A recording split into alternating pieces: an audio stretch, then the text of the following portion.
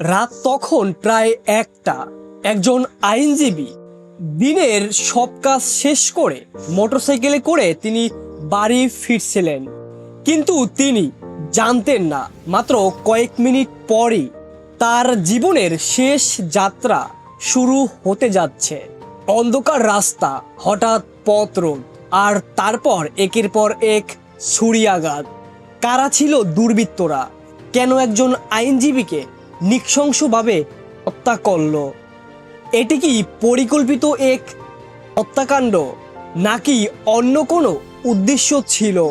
আরও অবাক করা বিষয়, মাত্র 1 মাস আগেই সড়ক দুর্ঘটনায় তিনি হারিয়েছেন নিজের বাবাকে। এর কয়েক মাস আগেই তিনি হারিয়েছেন নিজের মাকে এবং তার প্রথম স্ত্রীকে। এক পরিবারের উপর এতগুলো শোক নেমে আসলো, এবার সেই পরিবারের প্রধানকেও কেড়ে নিল অজ্ঞাত হামলাকারীরা। আজকের ভিডিওতে আমরা জানব আইনজীবী নিজামুদ্দিন শান্ত হত্যাকাণ্ডের পুরো টাইমলাইন এবং পুলিশ কি বলছে, এখন পর্যন্ত তদন্ত কোথায় দাঁড়িয়ে আছে এবং কোন প্রশ্নগুলোর উত্তর এখনো মেলেনি। আসসালামু আলাইকুম, আমি আছি তাজুল। আগেই বলে রাখি, এই কেসটির এখনো তদন্ত চলছে। যে কোনো সময় বর্তমানে দেওয়া তথ্য যে কোনো সময় কিছুটা পরিবর্তন হতে পারে। তো চলেন মূল ঘটনা শুরু করি। নিহত ব্যক্তি হলেন নিজামুদ্দিন শান্ত। বর্তমানে তার বয়স 42 বছর। তিনি বাগেরহাট জেলার আইনজীবী সমিতির সদস্য ছিলেন। তিনি বাগেরহাট সদর উপজেলার গোটাপাড়া ইউনিয়নের পশ্চিমবাগ এলাকার বাসিন্দা। তার বাবার নাম তোরাফ আলী। আজ থেকে মাত্র 1 মাস আগে তার বাবা সড়ক দুর্ঘটনায় মারা যান। এরও আগে তিনি হারান তার মা। এছাড়া তার প্রথম স্ত্রীও মারা গেছেন। বর্তমানে মৃত্যুকালে তিনি রেখে গেছেন তার দ্বিতীয় স্ত্রী এবং 3 কন্যা সন্তান। ঘটনার দিন শুক্রবার, দিবাগত রাত, আনুমানিক সময় রাত 1টা। নিজামুদ্দিন শান্ত বাগেরহাট শহরে নিজের চেম্বারের কাজ শেষ করেন এবং মোটরসাইকেলে করে বাড়ির উদ্দেশ্যে রওনা দেন।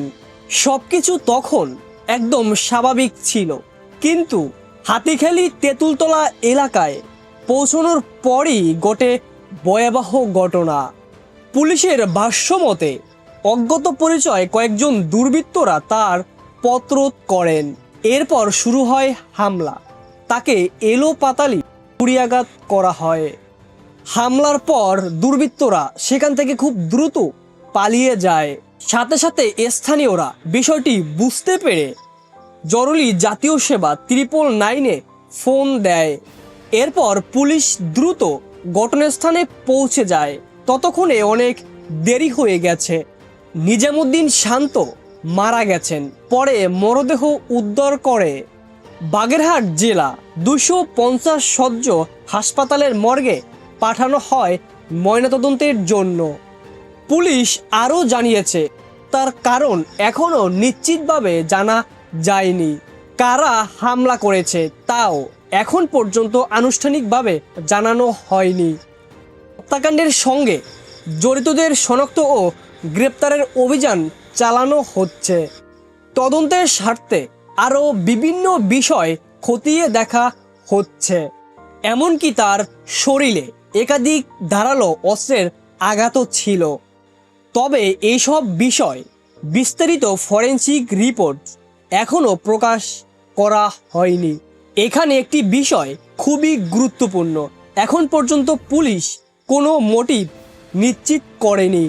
তাই অনুমান ভিত্তিক কোনো সিদ্ধান্তে পৌঁছানো ঠিক হবে না। এখন পর্যন্ত জানা যায় ব্যক্তিগত বিরোধ ছিল কিনা সেটিও অজানা, পেশাগত কোনো বিরোধ ছিল কিনা সেটাও অজানা, ছিনতাইয়ের চেষ্টা ছিল কিনা সেটিও নিশ্চিত নয়, পূর্ব পরিকল্পিত হামলা ছিল কিনা এটিও তদন্তাধীন আছে।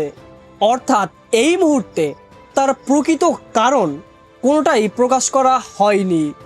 এই হত্যাকাণ্ডে বাগেরহাটের আইনজীবী মহলে শোক ও ক্ষোভ সৃষ্টি হয়েছে। সহকর্মীরা বলছেন, একজন আইনজীবীকে এভাবে হত্যা করা অত্যন্ত উদ্বেগজনক।